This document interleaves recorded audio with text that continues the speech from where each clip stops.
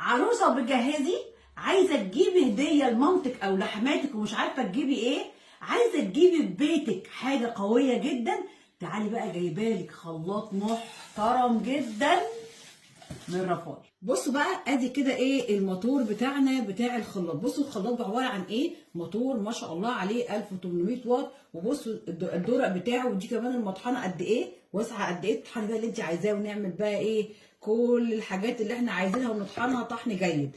اول حاجه الموتور بتاعنا يا جماعه 1800 واط، موتور نحاس.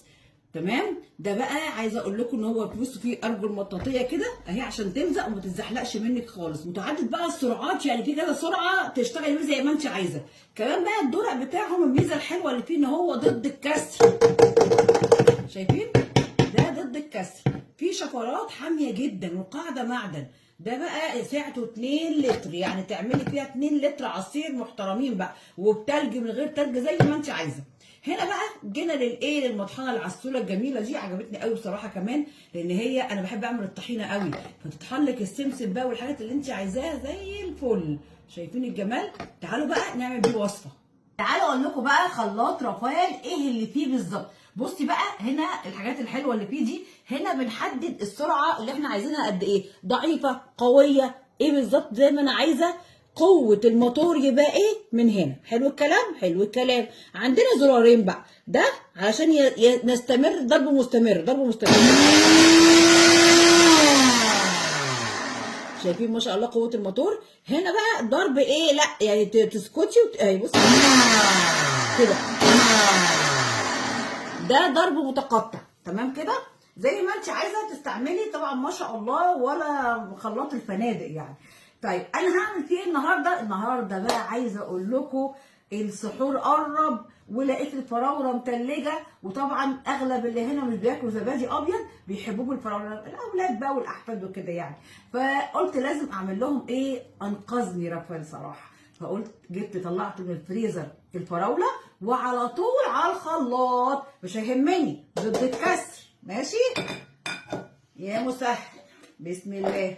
هنحط بقى انا ايه الوصفه اللي عملها لكم دلوقتي دي، عارفين الزبادو فراوله. طبعا ينفع اي حاجه ثانيه، ينفع احط مانجا، ينفع احط اي فاكهه، بس انا وصل دلوقتي الموجود والمتلج عندي فراوله ومانجا، فممكن اعمل زبادو بالفراوله وينفع اعمل بالمانجا. متلج عالي. بسم الله. سامعين؟ والخلاط ما بيكدبش اهو. هحط عليه بقى علبه زبادي او 2 اهو، وهتخلي اللي ما بياكلش الزبادي ياكل بعون الله.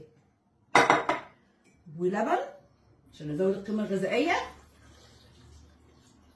والتحليه حسب ما انت عايزه، سكر عسل اللي انت عايزاه. انا جايبه عسل ابيض.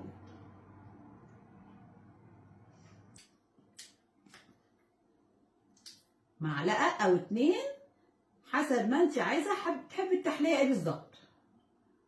تمام كده، حاجه سهله وبسيطه. طبعا خلاط رافائيل بيعمل كل حاجه، يعني مش متلج بس، الا اي عصاير انت عايزاها، اي خلطه انت عايزاها بعون الله تمام معاكي باذن الله.